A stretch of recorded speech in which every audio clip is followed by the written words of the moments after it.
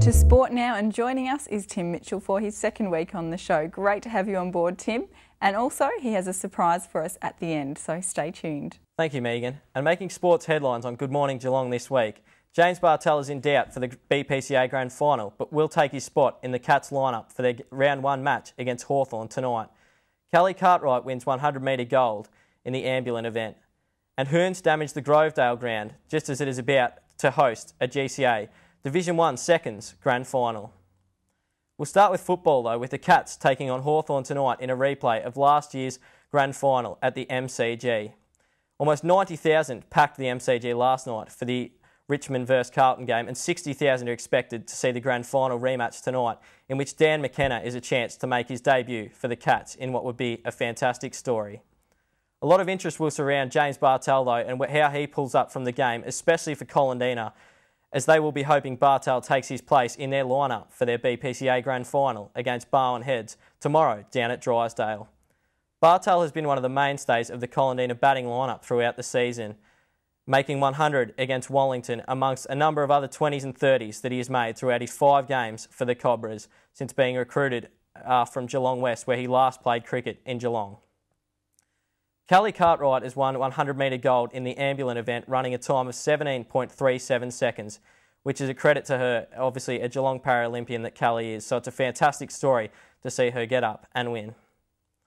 Hearns have damaged the Grovedale cricket ground just as it was about to host a Geelong Cricket Association second 11 game, and it is in an unfortunate turn of events for the GCA.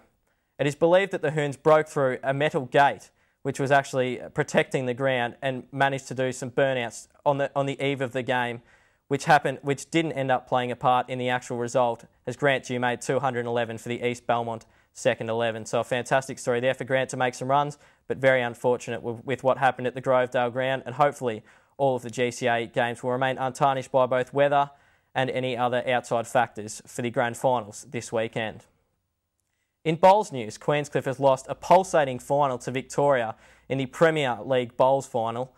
After being up 56-54 after 54 ends of competition, Queenscliff went down 77-71, surrendering that lead after 70 ends, and were then 7 down with only 3 ends to play before storming home to force extra ends, which Victoria eventually won in. So an unfortunate event, a turn of events there for Queenscliff, but they did extremely well and were the only side to defeat Victoria throughout the regular season, and the Victorians entered that as hot favourites. So well done to Queenscliff on finishing runner-up in that event.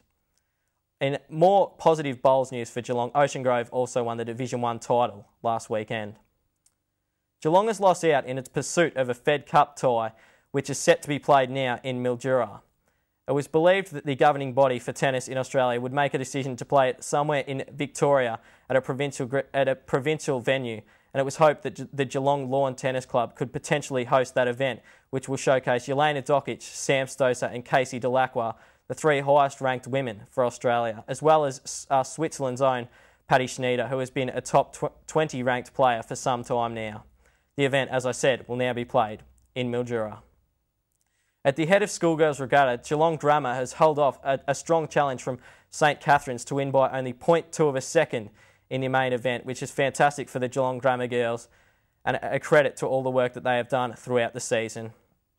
As we have said though, it's cricket grand final time tomorrow, and we'll be eagerly awaiting the events in both the GCA and BPCA. In the GCA, Division 1 decider, which will be played at the Geelong Cricket Ground, Grovedale will take on Geelong West in a battle which will pit the Rams against Grovedale, who finished second after the regular season but knocked off St Joseph's to take their place last weekend. In Division 2, which will also be down at Cardinia Park West, Thompson will take on the enigmatic North Shore, who will be hoping to produce their best form when they take on Thompson, the raging favourites, tomorrow.